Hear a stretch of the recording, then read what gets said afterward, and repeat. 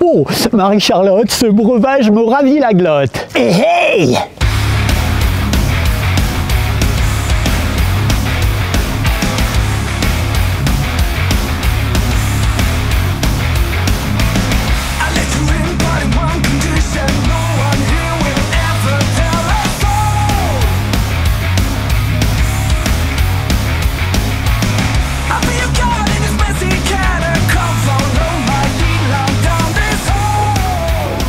Salut à toutes et à tous, toujours très heureux de vous retrouver comme d'habitude pour une nouvelle étape de l'aménagement de mon petit van Manuka. Et dans cette vidéo, je partage avec vous la fabrication d'un filtre à eau par gravité type filtre Berquet maison à base de 2 récipients en verre, d'un robinet en inox et d'un élément de purification fabriqué à partir de charbon actif naturel de noix de coco. Ouh. Et tout ça pour un budget canon parce qu'on va se situer aux alentours d'une centaine d'euros. J'en ai même profité pour lui fabriquer un joli petit support en chaîne avec une lanière de maintien en cuir. Parce que ceux qui me suivent depuis le début de l'aventure ont dû s'en rendre compte, j'adore fabriquer des trucs avec mes 10 doigts. Et ça, c'est une étape importante dont je me réjouis parce que du coup, je vais pouvoir avoir de l'eau à boire dans le van toute l'année à partir de n'importe quelle source. Eau de pluie, rivière, ruisseau, puits, lac, récupérateur d'eau de pluie, fontaine, mais aussi toutes les sources d'eau non certifiées. Mais surtout, restez bien jusqu'à la fin de la vidéo parce que je vous ferai un petit bilan d'utilisation après plusieurs mois et je vous donnerai quelques conseils d'entretien. Bon, bah allez hop, ça va pas se faire tout seul, vamos al trabajo. Pour fabriquer un filtre à eau à gravité, il faut 2 récipients, un récipient haut et un récipient bas. Et on peut logiquement se poser la question de en quelle matière. Le plastique présente l'avantage de pouvoir être transparent et d'être très léger, mais il a aussi le gros défaut de vieillir apparemment pas très bien et au fil du temps à se mélanger avec les liquides. Et apparemment, le plastique, on en mange et on en boit beaucoup toutes les semaines, visiblement l'équivalent d'une carte de crédit. Le métal, lui, même s'il présente l'inconvénient de ne pas être transparent, peut rester relativement léger et c'est ce qui est utilisé pour les filtres Berquet et les marques concurrentes. Dans mon cas, j'ai opté pour le verre qui présente 2 avantages. Le premier, c'est qu'il est transparent, ce qui permet de voir la couleur et la qualité de l'eau. Et la deuxième chose, c'est qu'il est vraiment très bon marché. Pour ma part, j'apprécie aussi l'esthétique du verre, mais le gros inconvénient, bien évidemment, c'est que c'est relativement lourd, donc ça va rajouter pas mal de poids à l'intérieur du van. Le récipient bas pèse 2 kg. Et le récipient haut pèse 1,6 kg. Le récipient bas qui va recevoir l'eau filtrée, c'est un distributeur de boissons ou distributeur de jus que j'ai trouvé chez un discounter pour 13 € et il fait 5,5 litres. J'ai choisi ce modèle-là parce qu'il a un bouchon métallique sur le dessus à visser, ce qui va permettre de garantir l'étanchéité. Il est percé sur le bas d'un trou de 18 mm de diamètre pour l'installation du robinet. Et on constate d'ailleurs qu'il y a entre un demi-litre et 1 litre d'eau sur le bas du récipient qui ne sortira jamais. Le modèle que j'ai acheté dispose d'un robinet en plastique dont je donne pas cher de la durée de vie. Étant donné que je veux absolument éviter les fuites d'eau à l'intérieur du van, j'ai acheté séparément un petit robinet inox quart de tour qui présente le gros avantage d'être orienté vers la cuve lorsqu'il est fermé. Il dispose également d'un petit filtre qu'on va pouvoir venir installer à l'intérieur de la cuve. L'installation se fait très simplement en insérant la bague de finition, ensuite le joint caoutchouc qui est symétrique. Le verre se trouvera au milieu, on fera la même chose de l'autre côté du verre, une bague de finition et on viendra serrer tout ça avec un écrou. Et pour terminer, on viendra installer le filtre. Concernant le serrage, c'est toujours un petit peu délicat, il faut serrer suffisamment pour éviter les fuites, mais pas serrer trop fort pour pas casser le verre. Bon bref, je vais remplir tout ça avec un petit peu d'eau et vérifier que ça fonctionne. Bon, bah ça se présente pas trop mal. Le débit est pas dingue, mais ce qui est bien, c'est que quand on coupe l'eau, ça s'arrête net.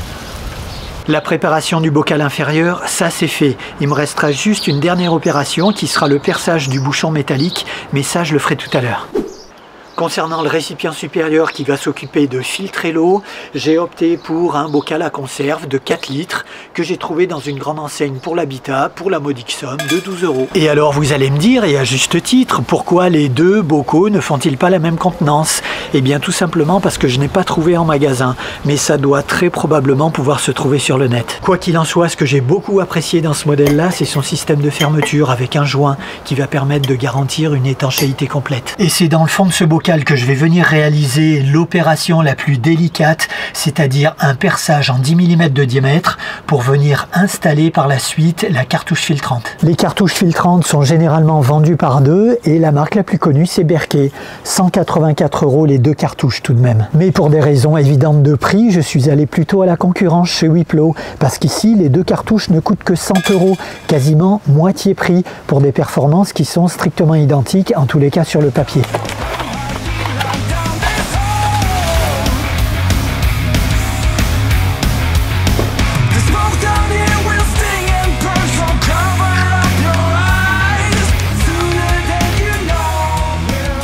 Ces cartouches sont capables d'éliminer les contaminants à plus de 99% dans la liste suivante. Les bactéries, les virus, les germes, les minéraux non organiques contenant du chlore, les métaux lourds comme l'aluminium, le cobalt, le cuivre, l'acier, le mercure, le nickel, le zinc. Mais la cartouche va traiter aussi l'arsenic, le manganèse, les dérivés du pétrole, la rouille, les sédiments, la turbidité, les mauvais goûts, les mauvaises odeurs dans l'eau, mais aussi les pesticides. Pour le perçage, je vais utiliser un fourré spécial pour le verre de 10 mm de diamètre que je vais monter sur ma visseuse tout simplement. Bien évidemment, pas de percussion et on n'ira jamais au-delà de 1500 tours minute. Il faut que ça tourne très lentement et surtout qu'on évite de faire chauffer le verre. Dès que le verre va se mettre à chauffer, on l'arrosera d'eau pour le refroidir. L'autre possibilité, ce serait aussi d'utiliser des trépas en diamant pour le verre. Pour éviter de glisser au début du perçage, je vais venir mettre ici un peu de scotch de peintre sur lequel je vais marquer le centre. Allez, c'est parti, on y va tout doucement en restant bien vertical. Et surtout, on prend son temps, il ne faut pas faire tourner le fourré trop vite.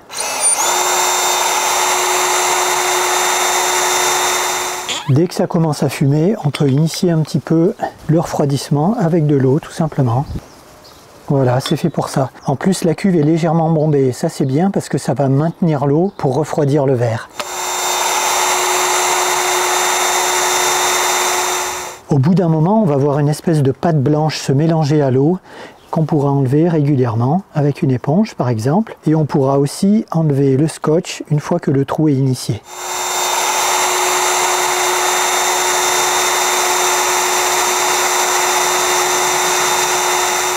Et bien ça y est, au bout de 23 minutes exactement de perçage en vitesse lente, je viens de voir apparaître des petites bulles. Le trou est initié, donc j'ai plus qu'à terminer ça tranquillement, sans trop appuyer et toujours en prenant mon temps. Et bien me voilà soulagé, le trou est percé avec quasiment aucun éclat et j'ai mis environ 30 minutes. Un petit coup de ponçage au grain fin avec du 240 et un bon coup de nettoyage là-dessus.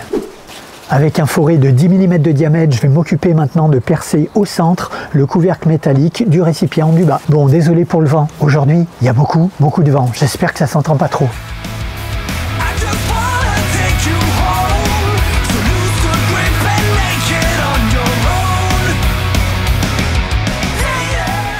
Et au final, le montage s'effectuera de cette manière-là. Le petit joint sur le filtre à l'intérieur du bocal supérieur. Ensuite le couvercle inférieur et un vissage par le dessous. Le vissage va progressivement garantir l'étanchéité et au final on n'aura plus qu'à visser tout ce petit monde ensemble. Et voilà. Et la suite va se passer à l'intérieur pour l'amorçage des filtres, pour lequel on va utiliser le petit joint beige qui se trouve à l'intérieur de l'emballage. On va commencer par venir installer le joint d'amorçage au bout du filetage ici. Ça va nous permettre d'être sûr que l'eau rentre bien à l'intérieur du filtre sans éclabousser. On va ensuite venir plaquer le joint contre le robinet et ouvrir l'eau froide tout doucement pour que le filtre se remplisse d'eau. On va le voir suinter très progressivement. Et cette position, il faut qu'on la garde pendant au moins 2 minutes. Maintenant que mon filtre est amorcé, je vais pouvoir faire mon montage définitif. Il faut bien faire attention de laisser le joint noir à l'intérieur de la cuve. Et le vissage s'effectuera par l'extérieur avec cette pièce. Et je peux maintenant assembler les deux éléments par vissage. Bon, maintenant c'est le grand moment de vérité. Je vais remplir la cuve supérieure, vérifier que ça filtre comme il faut et surtout qu'il n'y a pas de fuite d'eau à l'extérieur. Stress! Mais attention, il faudra bien attendre 2 cycles de filtration de 8 litres avant de pouvoir consommer l'eau. Allez, c'est parti, petite prière. Ah, on dirait que ça commence à marcher pas trop mal, les premières gouttes viennent d'arriver. Et au bout de quelques temps, on constate que le rythme s'accélère. Et je peux même faire en sorte que le filtre soit complètement immergé.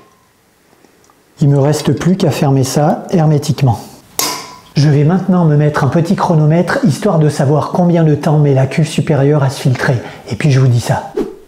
Eh bien ça y est, la filtration est terminée et au bout de plusieurs heures, j'arrive à obtenir 4,5 litres d'eau filtrée dans le réservoir inférieur, ce qui couvre largement la consommation en eau de boisson pour 2 personnes dans la journée. On est bien d'accord, le bocal inférieur fait 5,5 litres, mais dû à la position du robinet, on ne peut pas extraire le dernier litre qui se trouve en position basse. Et je constate également que la filtration s'arrête sur les 3 derniers centimètres du filtre en bas, et ça c'est normal. Les systèmes à filtration par gravité doivent être alimenté régulièrement pour que la filtration se fasse sur la totalité du filtre. Pour alimenter mon système, je me suis acheté un sac plastique pliable de 5 litres et ça franchement c'est du tonnerre. Le bouchon est très pratique à utiliser et ça va me permettre d'alimenter mon filtre Berquet avec n'importe quelle source d'eau qui provient d'une source, d'une fontaine, d'un ruisseau, voire d'un robinet d'eau dont l'eau n'est pas potable par exemple.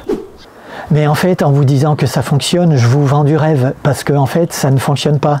Il y a un petit détail vraiment très crucial auquel j'avais pas du tout pensé, qu'il va falloir que je gère pour que ça fonctionne vraiment en toutes conditions. Stupido! Étant donné que la filtration est terminée, la toute première chose que je vais faire, c'est réalimenter en eau avec de l'eau qui vient d'un récupérateur d'eau via mon petit sac plastique pliable. On constate tout naturellement que le goutte à goutte a repris. Je vais maintenant fermer le réservoir supérieur et attendre quelques secondes. Et bien au bout d'une minute, la filtration s'arrête, il n'y a plus de goutte à goutte. Et si j'ouvre le récipient supérieur, alors à ce moment-là, le goutte à goutte reprend. En fait, le principe est extrêmement simple à comprendre. Dans mon bocal du haut, ici, j'ai une certaine quantité d'air sur le dessus et d'eau en dessous. Lorsque la filtration se met en route, l'eau transite de haut en bas. Et cette eau qui est disparue dans le bocal du haut, elle a envie d'être remplacée par de l'air.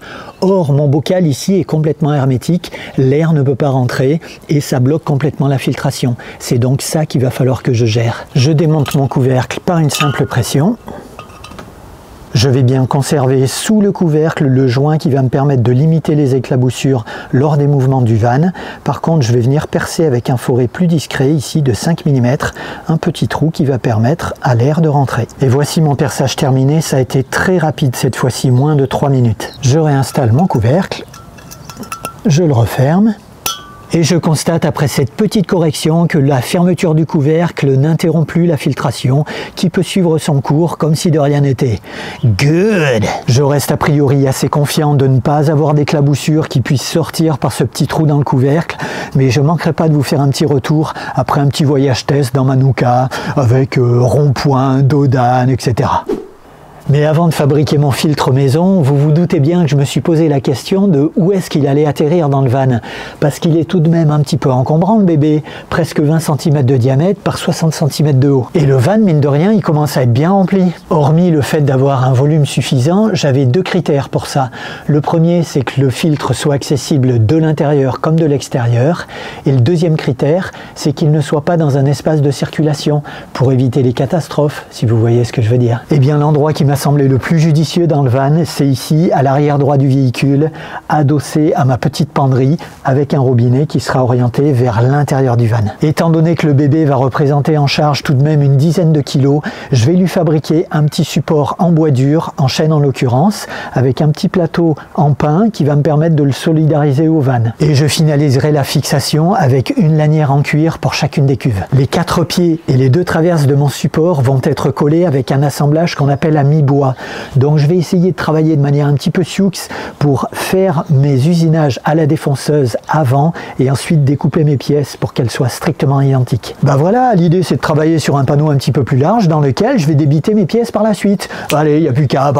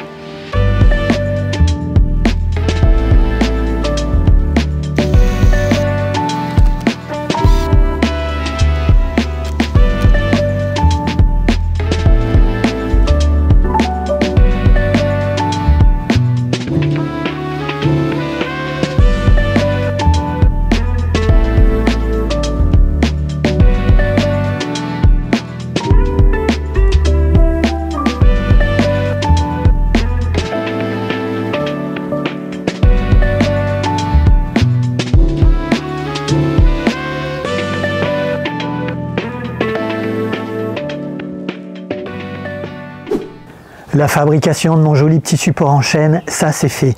Maintenant, je vais avoir un petit détail à régler, vraiment insignifiant. Juste un petit détail, vous allez vite comprendre. Le petit détail, c'est que maintenant que le filtre à eau est installé, je ne peux juste tout simplement plus fermer la porte. Mais ça c'est un petit détail, hein. Il me manque 6 ou 7 cm. Franchement, un petit détail. Mais vous devez vous en douter, j'ai déjà trouvé une solution avant de mettre le contact. La solution, ça va être de fermer la porte de gauche. Et ensuite, la porte de droite, ici, je vais la maintenir avec un joli petit tendeur qui va maintenir la porte fermée pendant que je roule. Oh, c'est bon ça! C'est vraiment incroyable ce filou, mais quel jeu d'acteur! Bah bien sûr, je déconne, évidemment, je vais pas mettre un tendeur. Non, la solution, ça va être de découper les renforts ici de la portière qui finalement ne servent pas à grand chose à l'intérieur. Par chance, je n'ai absolument aucun câble électrique qui passe derrière de ce côté-là. Je vais juste essayer pendant ma découpe de ne pas endommager la partie extérieure de la carrosserie. Par la suite, les deux portières arrière seront habillées avec de la jute et j'essaierai d'organiser des rangements là où c'est possible.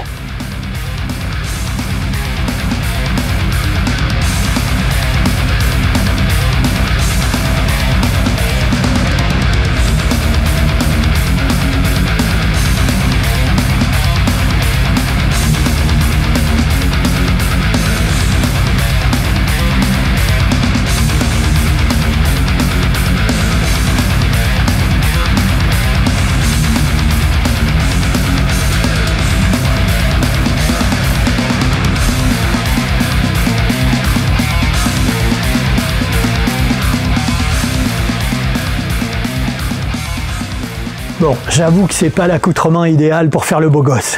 Ça, il n'y a pas photo. Par contre, ça ferme, venez voir. Et binge, beautiful. Bon, ça y est, l'étape de découpe est terminée et ça, j'en suis bien heureux. C'est probablement la dernière fois que je découpe de la carrosserie dans Manuka, mais j'aime pas, je sais pas, j'ai jamais aimé découper de la carrosserie. J'ai l'impression que je mutile le van. Maintenant que le plus dur est fait, j'ai retiré mes scotch, je vais faire un petit coup de ponçage sur les découpes, ensuite un petit peu d'anti-rouille et je pourrai passer ensuite à la fixation.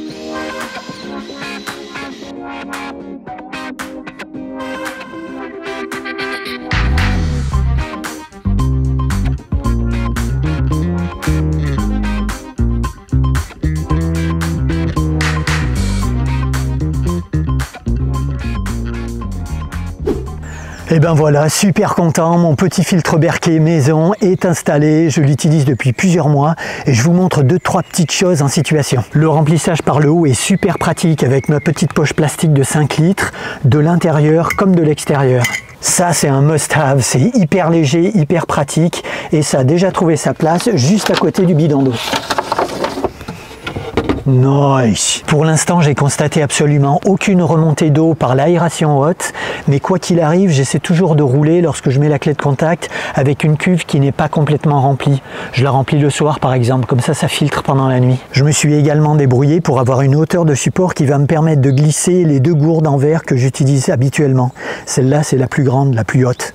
Je l'ouvre, je la glisse en dessous et j'ai plus qu'à attendre que ça se remplisse. Nice. La seule chose que je prévois, c'est que j'enlève ici avec mes doigts la petite goutte qui se trouve dans le robinet pour pas qu'elle tombe pendant que je roule. Lorsque je veux nettoyer mes cuves et sortir le filtre, c'est hyper simple. J'ai juste un petit papillon à dévisser sur l'arrière et ça me libère la lanière en cuir. Et ensuite, j'ai plus qu'à sortir mon filtre pour le nettoyer. Le tour est joué. Et retour maison.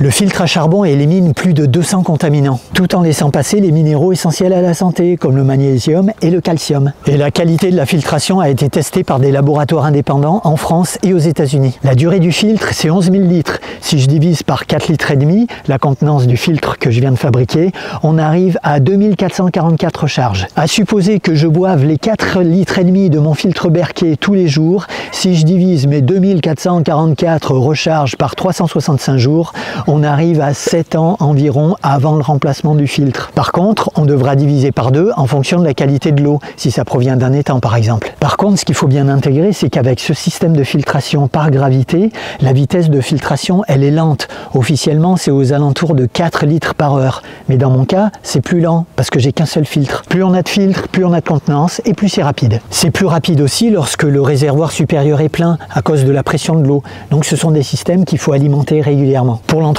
il faudra prévoir un lavage à l'eau froide tous les 2 mois et gratter le filtre avec du papier à poncer grain fin 3000 par exemple ou avec une brosse à dents. On frotte une section jusqu'à constater l'apparition d'un petit résidu noir et ensuite on peut passer à la section suivante. Il faudra également prévoir de bien le réamorcer avant de le réinstaller. Quant aux 2 cuves en verre, il faudra bien prévoir de les vider entièrement, notamment l'eau stagnante qui se trouve en bas de chacune des cuves et rincer tout ça à l'eau claire. Bon bref, ça demande un petit peu d'entretien, je suis bien d'accord, mais la contrepartie c'est que ça ne consomme pas d'électricité, contrairement à d'autres systèmes. Et pour ce qui est de la conservation du filtre, si jamais il ne devait pas être utilisé pendant plus de 5 jours, il faut le faire sécher pendant 3 jours et le conserver dans son papier à bulles, dans un endroit au sec, protégé de la lumière directe du soleil. Et à part ça, la durée de conservation du filtre est illimitée. Pour vérifier la qualité de la filtration, j'ai même effectué un test avec du colorant alimentaire et ça a très bien fonctionné. J'ai même l'impression que j'ai eu la main un peu lourde. J'ai un peu saturé mon filtre.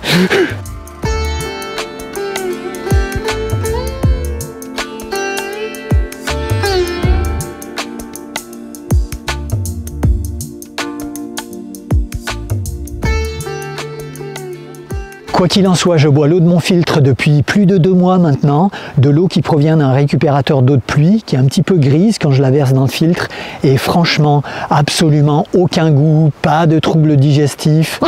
Je fais vomir mes nouilles. On a presque l'impression de boire de l'eau de source. Comme d'habitude, je vous laisse ici un petit aperçu du budget que j'ai dépensé sur cette étape, mais il faut savoir que le plus cher finalement c'est le filtre qui coûte une 50aine d'euros et puis après 50 € environ pour les cuves et les mèches de perçage spécial verre. Bon, globalement, on est aux alentours d'une centaine d'euros, mais si on compare avec le plus petit modèle Berkey, qui est quand même un petit peu plus grand que le mien, il fait 5,7 litres, on est quand même aux alentours de 480 €, presque 5 fois plus cher. Et puis ce que j'apprécie avec mon petit modèle DIY au quotidien, c'est que je vois en permanence l'état de remplissage de mes cuves, ce qui n'est pas le cas si on a des cuves en inox. Et je vais clôturer maintenant cette petite séance consacrée à l'eau potable en van aménagé. J'espère qu'éventuellement, peut-être ça aura inspiré certains d'entre vous. Vous savez ce qu'il vous reste à faire, le petit pouce, le petit commentaire. J'adore quand vous envoyez des petits commentaires. On échange. Moi, j'aime bien vos petits commentaires. Mettez-moi un petit commentaire, partagez le lien de cette vidéo. Et puis si ce n'est pas fait, abonnez-vous. Comme ça, vous aurez la suite et la fin de l'aménagement de Manuka. Et d'ici là, je vous dis portez-vous bien, kiff la life. Et rock and roll!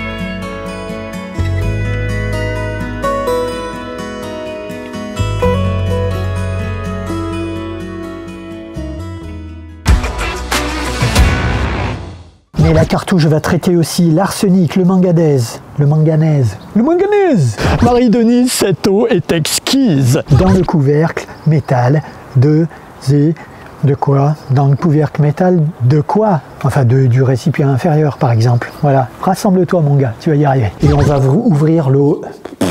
Et je peux maintenant... Je sais pas ce que je peux faire maintenant. Enguerrand, oh, ce breuvage est vraiment épatant. Mais j'obtiens dans le répertoire, pas dans le répertoire, dans le récipient inférieur. Répertoire, récipient, articule. Il y a un petit détail très crucial. Un détail crucial. Stupido! Barnabé, ce liquide me sied. Stupide d'huanche, stupide d'ange, stupide d'âme. Augustine, cette flotte n'est-elle point divine? Et je vous donnerai aussi quelques conseils d'entretien.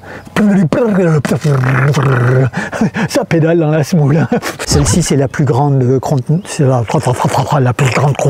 Gustave, goûtez combien cette eau est soif. Je suis pas loin de l'église. Et ça, c'est sympa. Le cadre ici, c'est sympa comme tout. Par contre, on devra. Mais avec ce système de filtre par capillarité, par gravité, par capillarité, n'importe quoi. Mais si on compare, on compare. Oh, les compères. Ouais, t'en es un drôle de compère, toi.